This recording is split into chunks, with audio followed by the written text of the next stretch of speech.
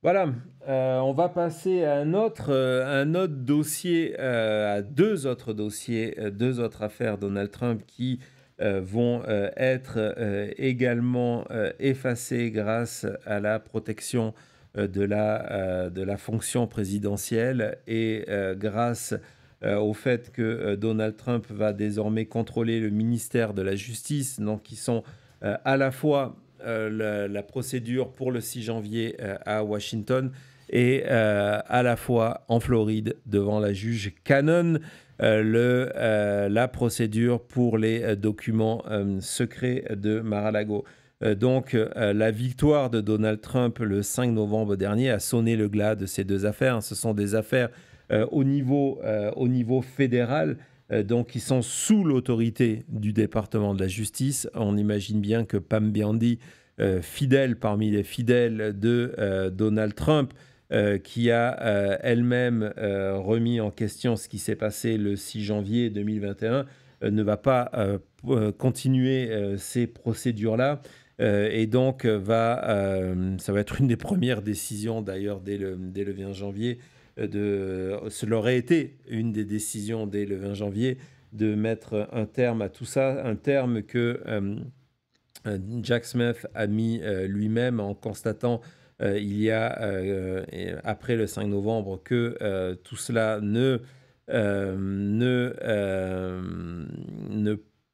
ne mènerait nulle part parce que Donald Trump allait être président.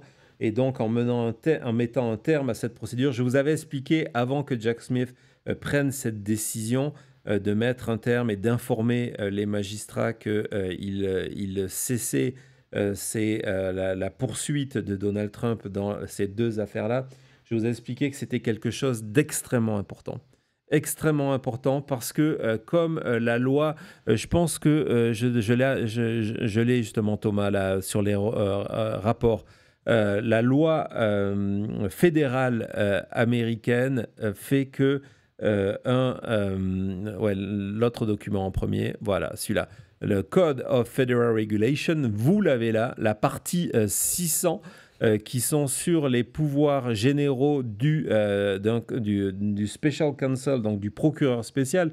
Le rôle tenu par Jack Smith fait que, on va voir la page suivante, qu'il y a une obligation, lorsqu'on termine une enquête, d'écrire un rapport donc, qui détaille tout ce qui a été trouvé, qui justifie ces décisions et que donc c'est le point C, c'est ensuite la responsabilité du ministère de la Justice, du ministre de la Justice, de l'Attorney General, donc Merrick Garland jusqu'au 20 janvier, de prendre la décision si c'est dans l'intérêt du public ou pas de sortir ce rapport. Et donc je vous ai expliqué que c'était extrêmement important pour deux choses. C'est que, un, il fallait, comme on vient de le voir aujourd'hui à New York, que le public américain ait une trace pour l'histoire des actes criminels commis par Donald Trump.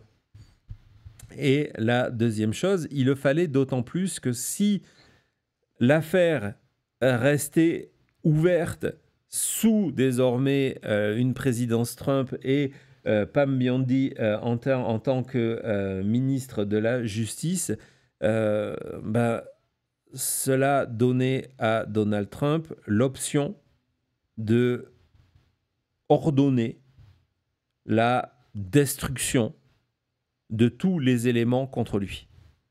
Donc c'était vraiment un enjeu extrêmement important et j'ai été soulagé et ravi lorsque Jack Smith a expliqué que c'était... Alors c'est vrai que ça pouvait paraître comme une espèce de défaite et le fait qu'il agitait le drapeau blanc sans mener de combat, le fait qu'avant même que Donald Trump soit en poste, qu'il annonçait que tout cela, toutes ces procédures étaient arrêtées, mais c'était une nécessité. S'il ne faisait pas avant Donald Trump et suffisamment tôt, il n'aurait pas eu le temps de préparer ce double rapport. Donc, ce double rapport, une première partie sur le 6 janvier et une deuxième euh, sur l'affaire des documents secrets volés, cachés à Mar-a-Lago. Je vous rappelle que dans le dossier sur Mar-a-Lago, on parle quand même d'Espionnage Act. Je vous rappelle aussi qu'il existe des documents de cette procédure où c'est écrit noir sur blanc que Jack Smith est en mesure de prouver, j'insiste sur ce thème-là, pourquoi Donald Trump a volé ces documents à la Maison-Blanche et pourquoi il a refusé de les rendre. Donc c'est vraiment important de le savoir. C'est des raisons que l'on ne connaît pas, que le public ne connaît pas grâce à la juge Cannon qui, de manière, encore ces derniers jours, de manière très claire, ces derniers mois, a démontré qu'elle était là à un seul service, pas celui de la justice, pas celui de la vérité, mais au service de Donald Trump. Et ne soyez pas surpris si dans les 4 années qui arrivent, la juge Cannon termine à la Cour suprême. Elle a rempli toutes les conditions. Hein. Elle a passé bien les examens, ses examens haut la main.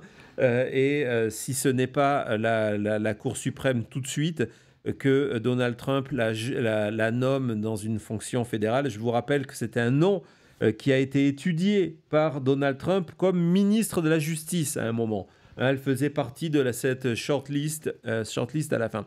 Donc, même si la décision de Jack Smith pouvait ressembler à une capitulation, non, c'était une confrontation face à cette réalité.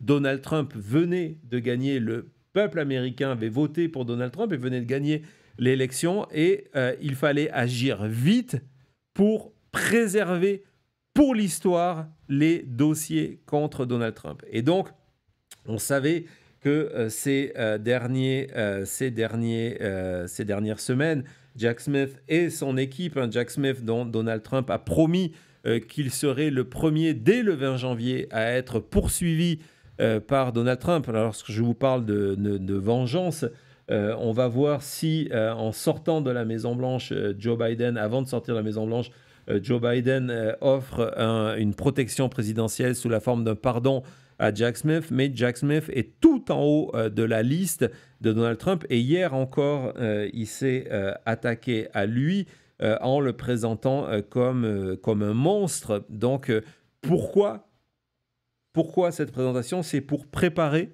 l'opinion publique au fait que le département de la justice va, via Pam Bondi, via Kash Patel au FBI, s'attaquer à Jack Smith et toute son équipe, tous ces gens qui ont fait simplement une chose, c'est de répondre à leur devoir, à leur fonction.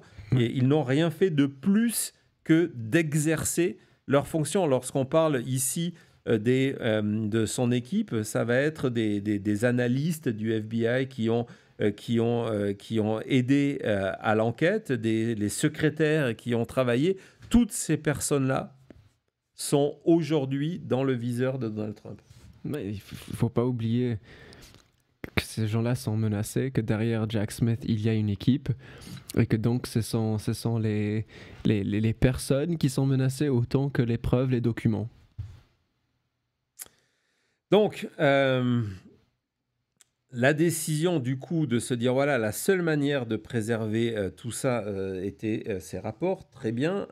On sait qu'on arrive, on connaît la deadline, la date finale, le 20 janvier, on sait qu'on s'y approchait. Et puis ces derniers jours, d'un coup, on a compris que les rapports étaient terminés.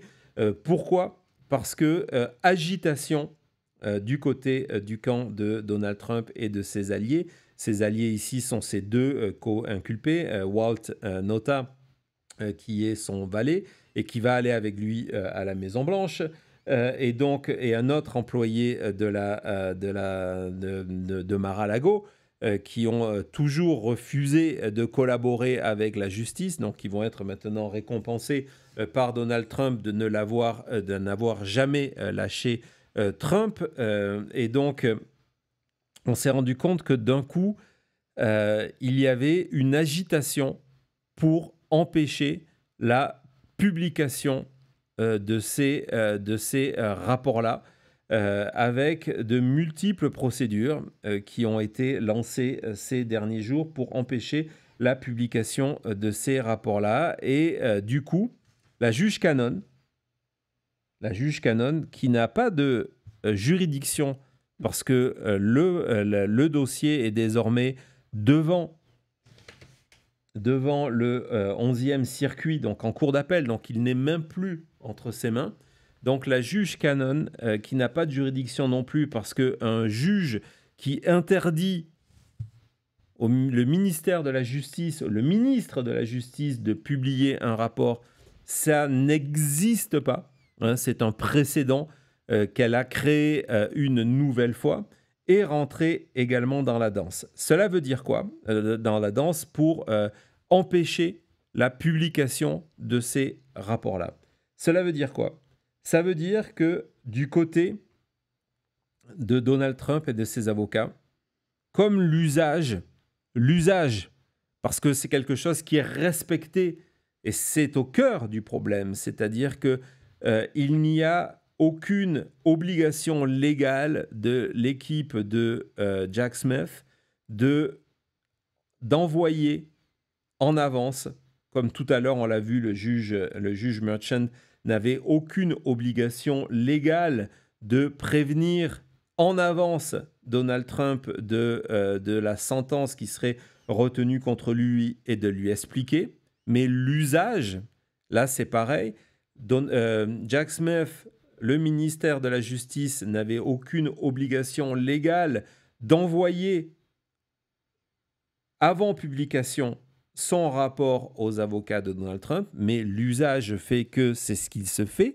Donc, d'un côté, on a respecté l'usage, et donc, à la lecture de ce rapport-là, panique générale au niveau des avocats de Donald Trump, avec cette espèce d'effet Streisand, du coup, parce que d'un coup, ça a été de se dire, OK, il faut, encore une fois, imaginer tous les moyens possibles, la juge Cannon, les appels, faire que Nota lui-même empêche la sortie de ce rapport pour que la vérité, les détails à l'intérieur de ce rapport-là ne soient pas connus. Et quand je vous dis tout et n'importe quoi, on a quand même une demande de Nota, donc le valet de Donald Trump, qui est co-inculpé de Donald Trump dans l'affaire de Mar-a-Lago, dans l'affaire des documents secrets, qui, dans sa requête pour empêcher la publication sur le rapport de l'affaire Mar-a-Lago, demande également que le rapport sur le 6 janvier ne soit pas publié, en disant que quelque part, ça va aussi lui créer une forme de préjudice.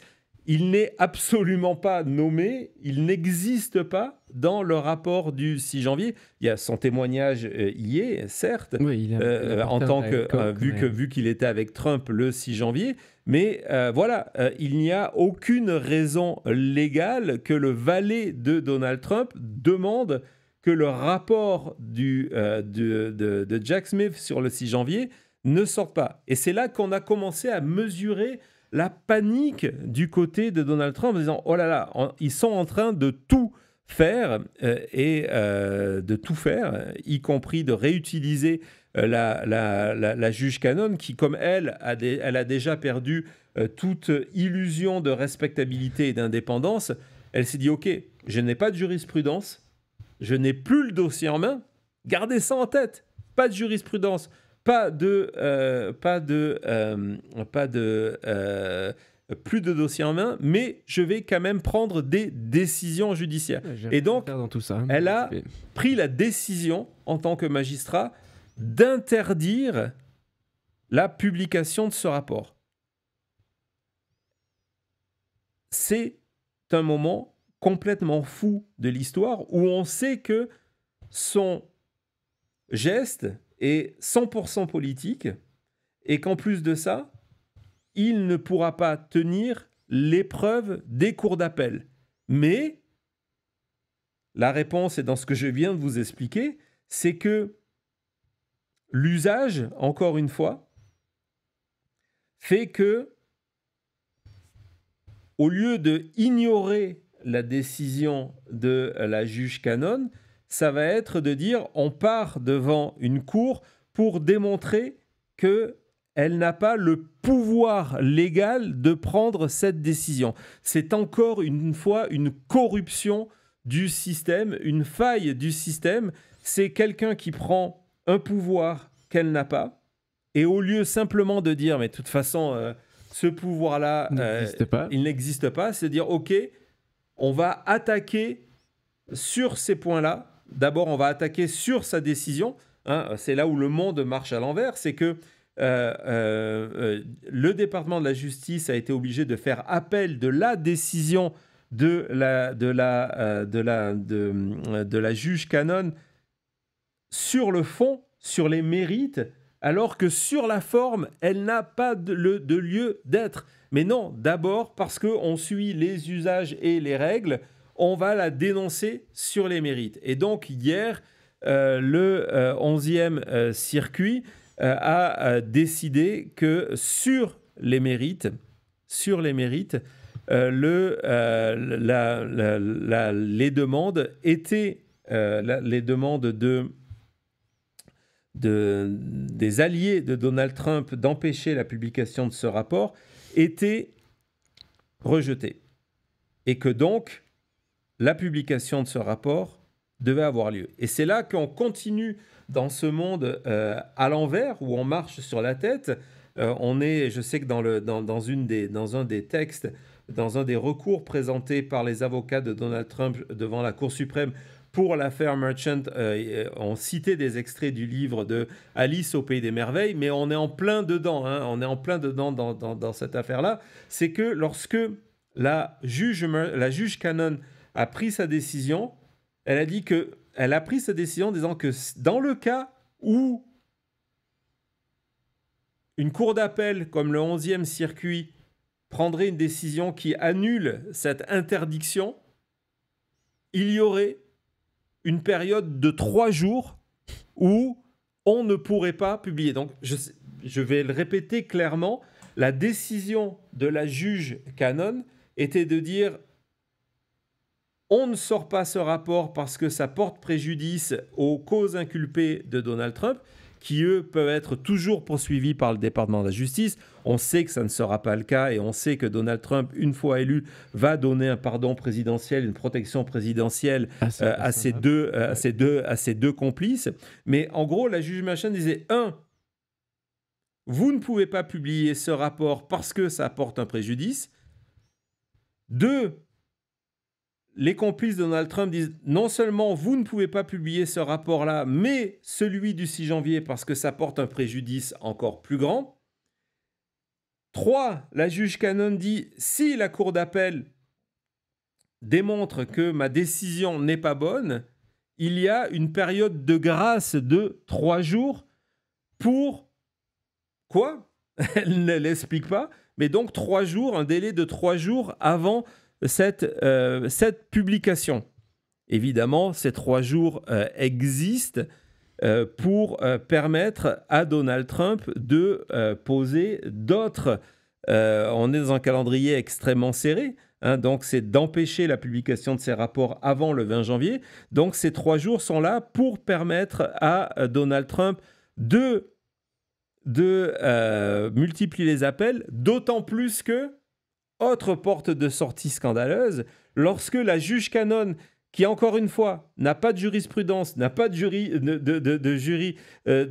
juridiction et qui n'a même plus le dossier dans les mains, rentre dans tout ça, elle rajoute une dernière clause à sa décision d'interdire la publication du rapport. Et sa dernière clause, c'est de dire que ce n'est pas sa décision finale sur les mérites, mais c'est une décision sur le principe. Ce qui veut dire quoi? Ce qui veut dire qu'elle se réserve le droit de dire « Non, mais attendez, ça c'était juste comme ça. Maintenant, je vais réinterdire la publication de ce rapport le temps que je prenne ma décision sur les mérites. » nous nageons non seulement dans l'absurde, mais c'est un scandale judiciaire, ouais, un cirque, mais c'est un scandale judiciaire sans précédent qui échappe complètement à l'attention des médias américains qui se portent actuellement évidemment sur les incendies de Los Angeles ou les déclarations de Donald Trump sur le Canada, pas mal, sur le Canada, sur Panama ou sur le Groenland. Personne ne parle de cette corruption, non seulement comme l'ICEP de Lorraine à grande échelle, mais à ciel ouvert. Ce n'est même plus caché. C'est de la République bananière, oui, à 100% assumée. Et cela ne choque personne. C'est une volonté d'empêcher la publication de ces rapports-là. Donc, hier, le 11e circuit a expliqué que la première décision de la juge Cannon n'était pas recevable. Pas elle, mais le fait que les co-inculpés utilisaient cette décision et que donc le rapport devait sortir. Donc, première réaction, c'est de se dire, OK, d'ici dimanche, parce qu'il y a cette période de 3 jours, d'ici dimanche soir, voire lundi matin, on aura la publication des rapports. Et le bémol à tout ça, c'est de se dire, attention, la bataille judiciaire n'est pas terminée. Et c'est là qu'on rentre dans le cœur du problème. Le cœur du problème, c'est que, encore une fois, d'un côté, on joue la carte du respect de l'institution, du respect de la jurisprudence, du respect de l'égalité, du respect, et c'est ce qui m'énerve profondément, des usages, de comment cela s'est passé dans le passé, justement, alors que de l'autre, on joue une seule carte, celle de tous les coups sont permis, pour empêcher la publication de ces rapports avant le 20 janvier. On fait une petite pause et je vais donc vous raconter ce qui va se passer dans les prochains jours et vous allez voir, il y a de quoi être scandalisé. À tout de suite.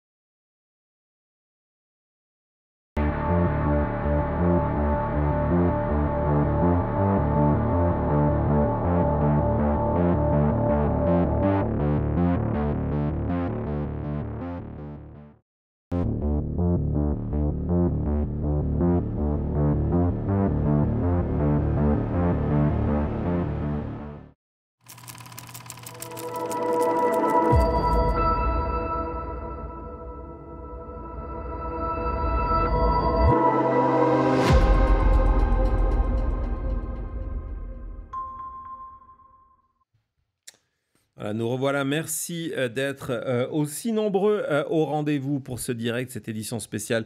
Dans une première partie d'émission, nous nous sommes intéressés à l'audience sur la sentence de Donald Trump via le juge Marchand. Donald Trump qui devient donc un criminel aux yeux de la justice et prêtera serment comme président des États-Unis en tant que criminel.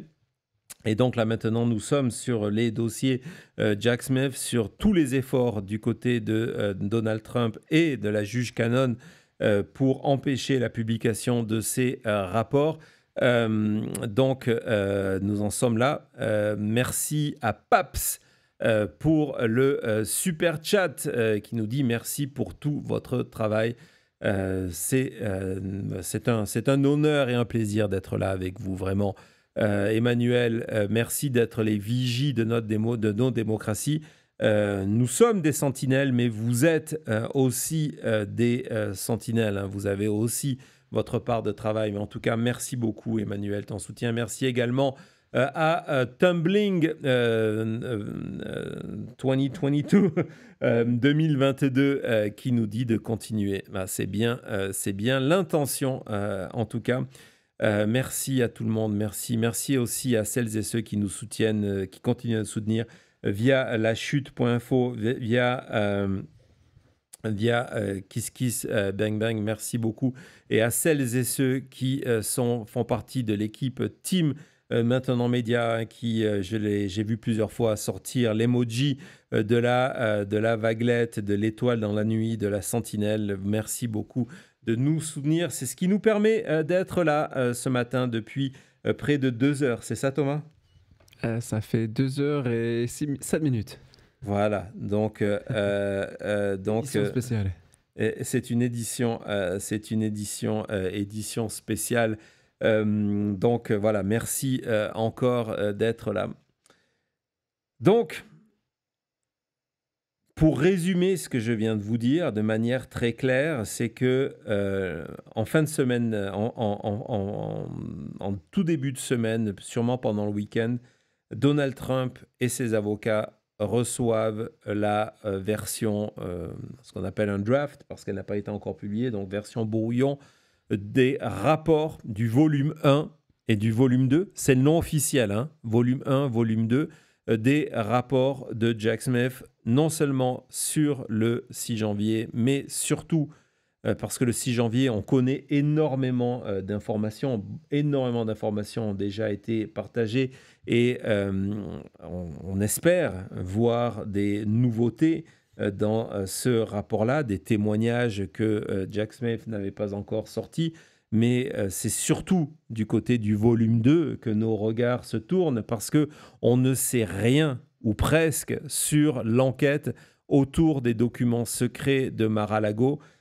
C'était, je vous rappelle, le GIF de Bill Barr, l'ancien ministre de la Justice de Donald Trump, qui, en consultant les charges retenues contre Donald Trump, y compris celles dans le cadre de l'Espionnage Act, avait exprimé le fait que Donald Trump était cuit, is toasted, parce que le dossier est extrêmement fort et les peines de prison, les peines de prison attachées à ces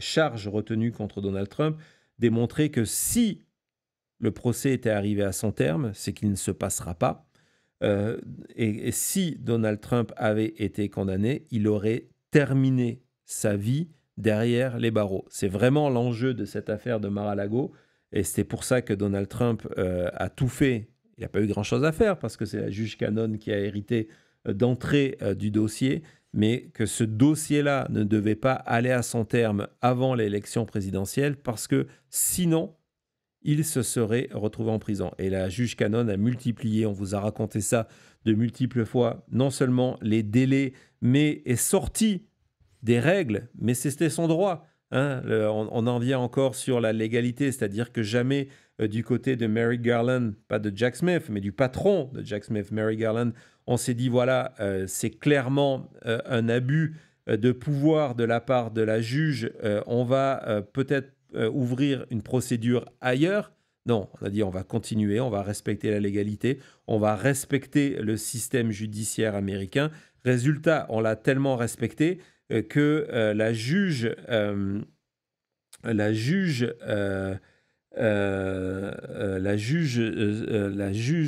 Cannon a profité de ce système-là en changeant les règles et en demandant des audiences qui d'habitude se passent lors du procès, de les faire avant pour empêcher que l'on arrive à un moment où les charges retenues, l'enquête retenue contre Donald Trump deviennent publiques. Donc le volume 2 est extrêmement crucial. Et donc pour revenir sur cette chronologie, le week-end dernier, les avocats de Donald Trump découvrent les détails du rapport, passe en mode panique, réactive la juge Cannon pour empêcher avant le 20 janvier cette publication en disant que de toute manière, c'est mieux de laisser la décision, je cite, je cite l'appel de Donald Trump, de ses avocats, la décision à la discrétion de la prochaine ministre de la Justice. En gros, ils sont en train de dire, non, ne sortez rien pour l'instant, ne publions pas de rapport. La décision, c'est Pam Bondi, la ministre de la Justice que je viens de nommer, pour exercer ma vengeance, qui a été une de mes porte-paroles. Pam Bondi a été porte-parole de Donald Trump. C'est à elle qui va choisir à la fin de publier ou pas, ou partiellement, ces rapports-là. C'est la ligne de défense aujourd'hui des avocats de Donald Trump. Donc, panique générale, ce qui veut dire que, vous savez, les informations sont vraiment gênantes pour Trump, et même s'il est élu, il ne souhaite pas que ces histoires soient publiques. Et du coup, multiples démarches. Il risque d'en avoir d'autres, mais on va partir dans le meilleur des scénarios pour vous montrer que le meilleur des scénarios, et là, on va pointer du doigt Merrick Garland et Joe Biden, même le meilleur des scénarios est un cauchemar. Dans le meilleur des scénarios, on se dit, tiens, lundi, alors entre-temps, dans la nuit, le département de la justice, avant minuit, a fait appel pour que ce délai de 3 jours ne soit pas appliqué. Au lieu de faire appel, simplement en disant, on ignore, pas faire appel, on ignore une décision d'une juge qui n'a pas de jurisprudence et qui n'a pas de juridiction et qui n'a même plus le dossier. Non, on va faire comme si c'était légal. Et donc, comme si c'était légal, on va faire appel de sa décision. Donc, en ce moment, il y a un appel qui va être examiné en urgence pour éliminer ces 3 jours de délai. Donc, dans le meilleur des cas, dans 3 jours, lundi matin vraisemblablement ou dimanche à minuit, il devrait y avoir la publication de ce rapport-là. Rapport qui existe, on le sait, parce que, et on va aller dans les documents Garland, Thomas, le ministre de la Justice, on va le voir, dans son appel contre, où ils ont gagné, celui qui a été gagné hier, contre Waltin Nota et Carlos de Oliveira, l'employé de Mar-a-Lago, qui a déplacé lui-même, filmé en vidéo, les cartons d'archives pour que le FBI ne les retrouve pas. Dans son appel, et là on va être vraiment en colère, je préfère vous prévenir parce que même moi j'ai du mal, c'est extrêmement choquant. Garland, donc son représentant, confirme l'existence des 2 rapports, le volume 1 et le volume 2. Et là où on rentre, où on marche sur la tête, et il n'y a pas d'autre mot parce que je ne veux pas rentrer dans une vulgarité, mais on pourrait, où on marche sur la tête, on découvre quoi? Que Garland a pris une décision. Et cette décision, c'est de publier le volume 1, tu peux aller à la page suivante, Thomas. Donc, c'est de publier le volume 1 en expliquant que il y a un besoin du public de connaître ces informations-là et que c'est dans le cadre de la loi 28 CFR 600.9c et que donc, c'est ce que je vous ai montré tout à l'heure, le fait que le ministère de la Justice a le seul pouvoir décisionnaire de dire on publie ou pas un rapport, que donc là, on va publier, mais le volume 2, celui lié à l'affaire Mar-a-Lago, l'affaire qui est la plus gênante pour Donald Trump, où, je vous rappelle, Jack Smith a découvert pourquoi, dans le cadre du Espionage Act, pourquoi Donald Trump a volé et caché ces documents-là. Merrick Garland, ministre de la Justice de Donald Trump, a pris la décision de ne pas publier, quoi qu'il arrive, ce volume 2. Ne pas publier ce volume 2 en disant, voilà, on veut respecter les risques. Et là, on n'est pas dans de la légalité, on est dans de l'usage, d'accord ? On ne veut pas, on veut limiter les risques de préjudice contre Nota et contre De Oliveira. En gros, ce que dit Merrick Garland, dire voilà, si on sort ce rapport-là en avance, s'il devient public, le jour où il y aura un procès, et on sait qu'il n'y aura pas de procès, le jour où il y aura un procès, ça pourra créer un préjudice contre les deux prévenus en disant ouais, voilà, vous nous demandez d'être jugés, mais le jury a déjà eu des informations, donc voilà. C'est complètement fou. Et donc, ce que propose Garland, c'est de ne pas publier. Donc, vous voyez, c'est la dernière ligne. On passe à la page suivante. Et pour l'instant, le volume 2 ne sera pas rendu public. Alors, du côté de Donald Trump, on a dû ouvrir les bouteilles de champagne à ce niveau-là. Le volume 2 ne sera pas rendu public. Il sera montré in camera, ça veut dire dans la chambre. C'est-à-dire qu'il ne sera pas envoyé pour éviter les fuites, il ne sera pas donné pour éviter les fuites, mais il sera montré aux membres, au président et aux membres du comité judiciaire de la Chambre donc du Sénat, donc du Congrès, donc du Sénat et de la Chambre des représentants. Sous accord, s'ils le demandent, donc ce sont des groupes qui vont dans désormais la majorité, vu qu'il y a une majorité au Sénat et à la Chambre des représentants, donc ça veut dire qu'il faut qu'il y ait une majorité d'élus Trump qui disent non, on veut voir le dossier, envoyez-nous le dossier, et s'ils s'engagent de ne jamais rendre publique aucune information. Voilà, je sais pas, je vois quelques-unes de vos réactions dans le chat. Merci Bruno. Tu l'as écrit avant qu'on en arrive là, que c'était dur à entendre. Là, c'est complètement fou. Donc, pour résumer la situation, Garland dit « Ok, on veut sortir le rapport sur le 6 janvier dont on connaît 90% peut-être, ou 80%, ou 60%, ou 99%, on ne le sait pas, des informations. Mais par contre, ce volume 2, qui est celui qui est la seule possibilité de connaître, il n'y en aura pas d'autre, la seule possibilité de connaître les raisons, les fautes commises par Donald Trump et les raisons de Donald Trump, on ne va pas les sortir parce que, vous comprenez, on veut respecter les futurs droits des accusés et ne pas commettre une forme de préjudice.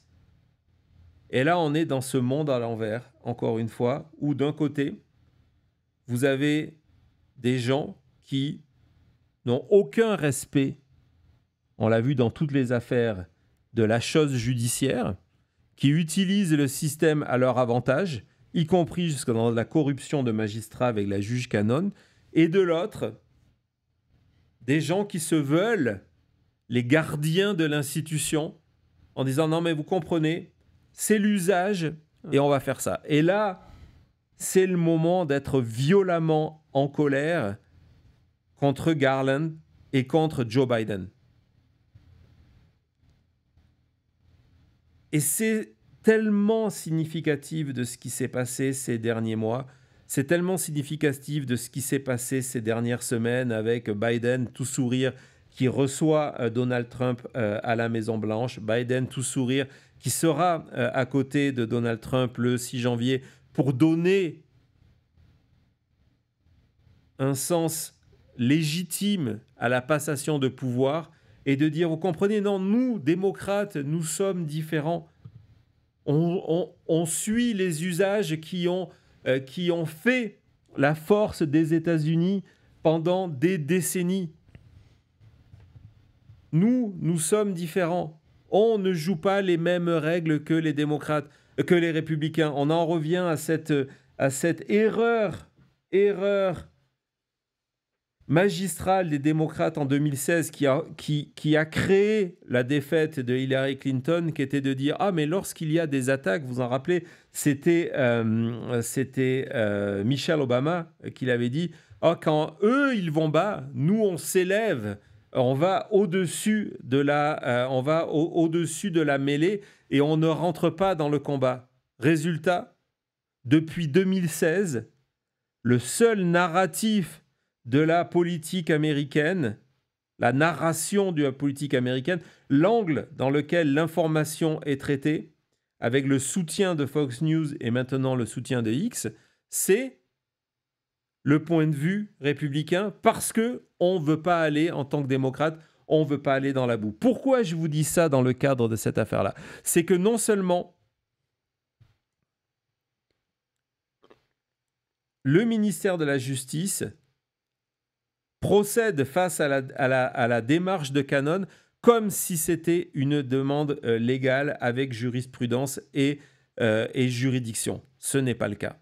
Mais on fait comme si parce que c'est l'usage de faire comme si. Donc, au lieu d'entrer de dire non, on fait ça. La deuxième chose, c'est que il y a quelques mois,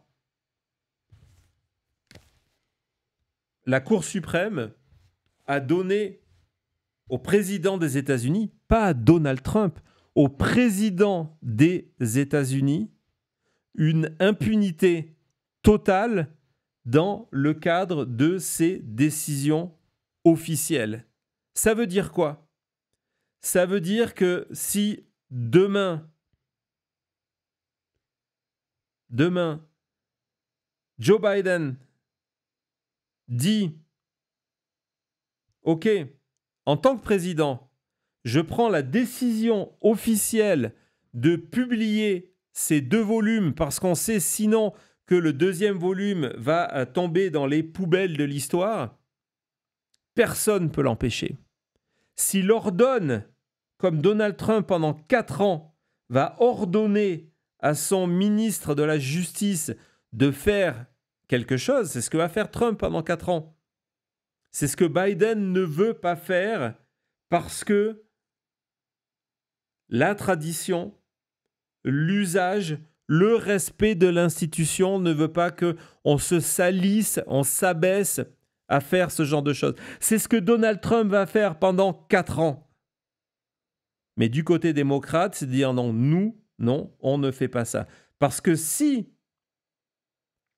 Joe Biden ordonne à Merrick Garland la publication de ces 2 rapports-là, c'est un ordre dans le cadre de sa fonction présidentielle, fonction officielle. Non seulement Joe Biden ne peut pas être poursuivi, non seulement aucune cour peut aller contre cette décision officielle, même si ça part devant la Cour suprême, ça ne mènera à rien.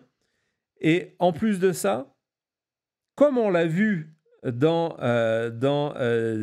ces différentes affaires, je vous rappelle que certains chefs d'inculpation contre Donald Trump dans le cadre du 6 janvier ont été gommés après la décision de la Cour suprême parce qu'ils impliquaient des fonctionnaires du FBI en disant non, du département de la justice. C'est dans le cadre de sa fonction, vu qu'il a donné un ordre. Donc, si Biden avait donné l'ordre à Merrick Garland de publier ce rapport, c'était dans le cadre de sa fonction. Et même par sécurité,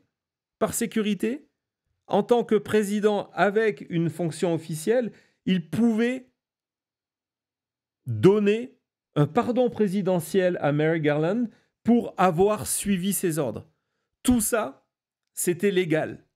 Tout ce que je viens de vous raconter, Joe Biden, jusqu'au 20 janvier, nous sommes le 10, a le pouvoir de le faire. Mais il ne le fera pas. La preuve, ce document, où, alors que Trump lui-même n'a même pas osé, il n'a même pas osé demander ça. Personne n'a demandé, vous ne l'avez jamais entendu avant de voir ce document-là, personne n'a demandé à Merrick Garland de ne pas publier le volume 2 pour respecter la présomption d'innocence de Nota et de Oliveira. Et donc, c'est Merrick Garland, le département de la justice, qui s'est dit lui-même, OK, qu'est-ce qu'on peut faire pour respecter l'institution judiciaire? Ah ben, pour respecter l'institution judiciaire, il n'y a pas de loi. Hein. Il n'y a pas de loi. On a strictement le droit de le faire, mais non. L'usage, c'est qu'on ne sort pas ces informations avant pour respecter la présomption d'innocence. Et donc, on va prendre, personne ne nous le demande, même Donald Trump n'a pas osé le faire, on va prendre de notre côté cette décision, on va la mettre par écrit, que ce que l'on a décidé, c'est de publier le rapport sur le 6 janvier, mais le plus important, celui qui aurait eu des effets les plus, j'allais dire, destructeurs sur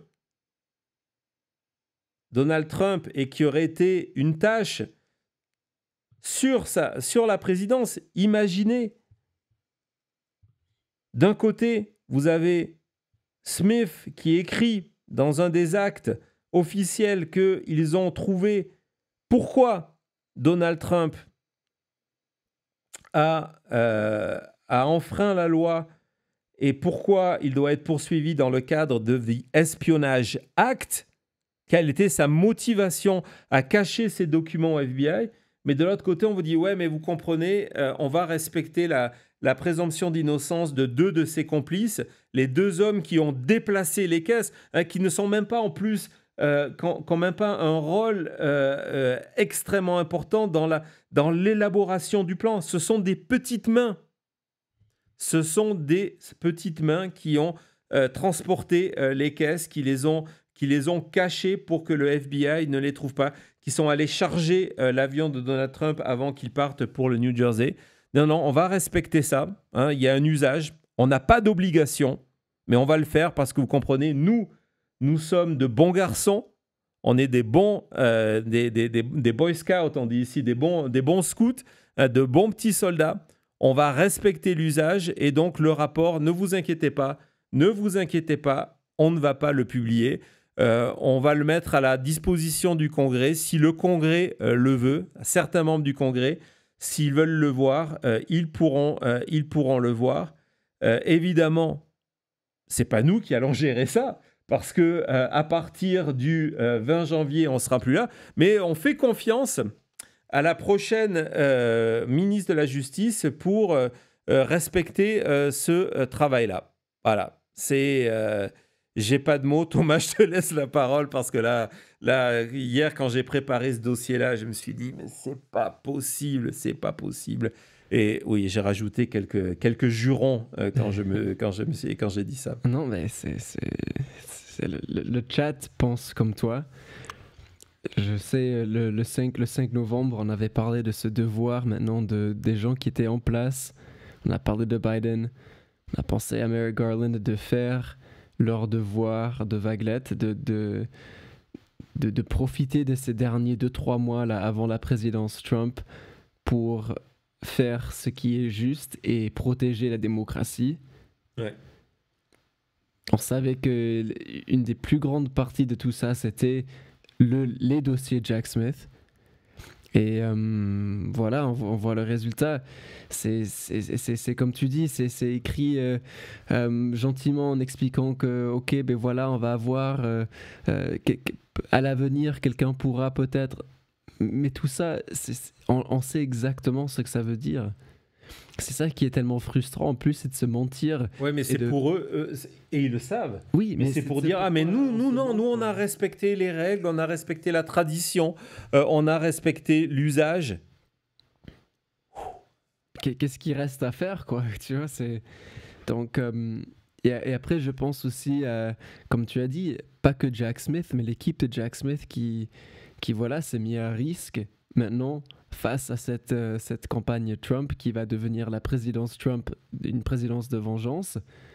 Et on voit qu'ils ne peuvent même pas compter sur les gens qui sont en place maintenant comme on dit ici, to do the right thing, de faire ce qu'il doit faire, de remplir leur devoir.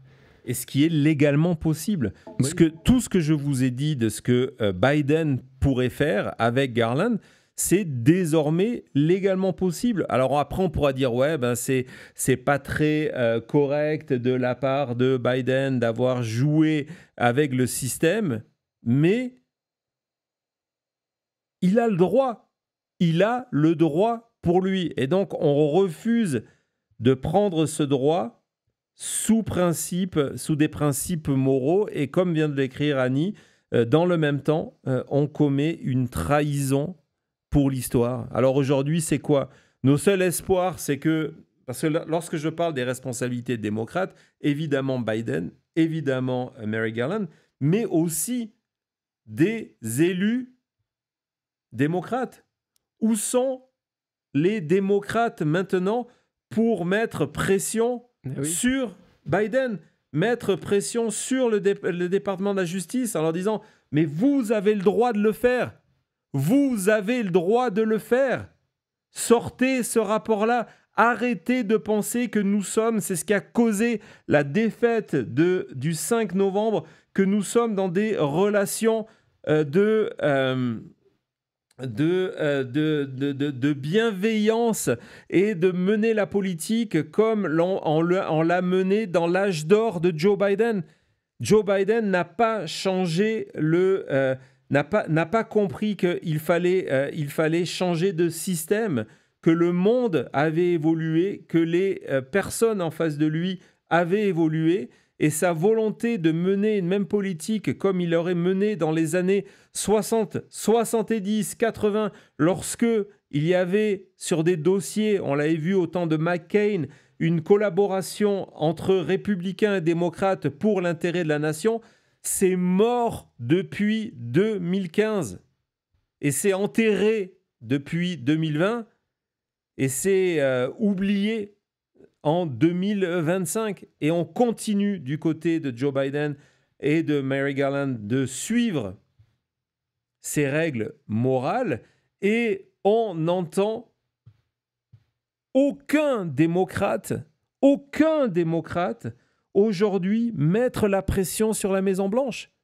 De simplement rappeler de ce que je viens de vous dire, de se retourner vers la Maison-Blanche et dire « Hé, dans 10 jours, Donald Trump est président, et si vous ne prenez pas ces dispositions légales que la Cour suprême vous a données, encore une fois, la décision de la Cour suprême, il n'y a pas écrit que c'est une décision pour Donald Trump, même si elle est dans les actes, c'est une décision pour les présidents des États-Unis. Donc, vous avez ce pouvoir-là. Joe Biden, utilisez-le. Il n'y a pas un démocrate qui tient ce discours-là. Est-ce que Merrick Garland a peur de Trump à ce point? Est-ce qu'il est naïf? C'est quoi? Je pense que du côté de Merrick Garland, je pense qu'il ne veut pas rentrer. Il a le sentiment. Après, ça nous ramène évidemment à une autre période sombre de l'histoire. Neville Chamberlain, c'est exactement la même chose. Ils avaient l'impression qu'il rentrait par le bon côté de l'histoire, d'aller expliquer que bon, c'est pas grave, il y a eu l'Anschluss, il y a les Sudètes, mais c'est pas grave, on a un accord de paix avec Hitler, il va s'arrêter là.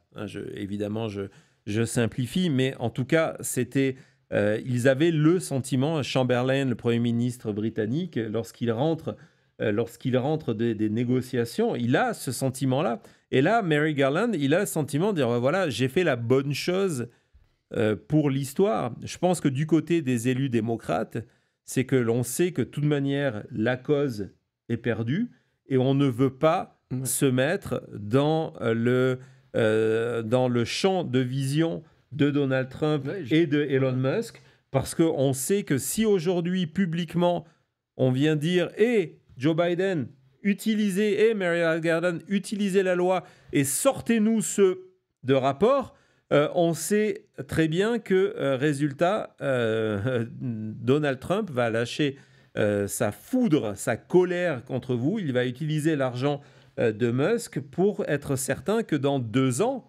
les élections intermédiaires, vous perdiez votre place. Et donc, silence complet. Et c'est comme ça que les démocraties meurent. On assiste en ce moment aux États-Unis, au Canada, en France, en Allemagne, en Angleterre, à une capitulation de nos démocraties. On refuse le combat. On a la naïveté de croire que le système nous protège et nous protégera. C'est comme ça que les démocraties meurent. Vous allez me dire, mais c'est qu'un rapport. Non. C'est symbolique d'un système qui n'est plus adéquat, un système qui fonctionne lorsque la personne en face de vous respecte les règles du jeu, mais ce n'est pas un système qui est fait pour résister à une personne qui a une vision autocratique, autoritaire du pouvoir, une personne qui a des tendances à vouloir devenir dictateur pour un jour, une semaine, un mois, un an, une décennie.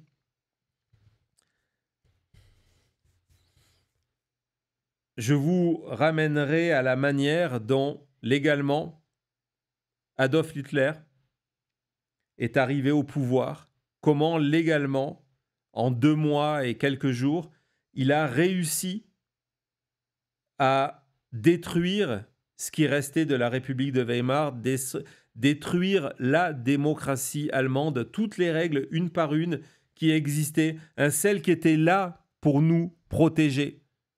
Lorsqu'on est face à Donald Trump, lorsqu'on est face à Elon Musk, lorsqu'on est face à l'extrême droite, en France, en Angleterre, en Allemagne, on ne peut pas jouer avec les mêmes règles démocratiques parce que face à vous, vous avez des personnes qui non seulement ne se plient pas à ces règles, mais sont bien décidées à les détruire une fois qu'elles auront le pouvoir.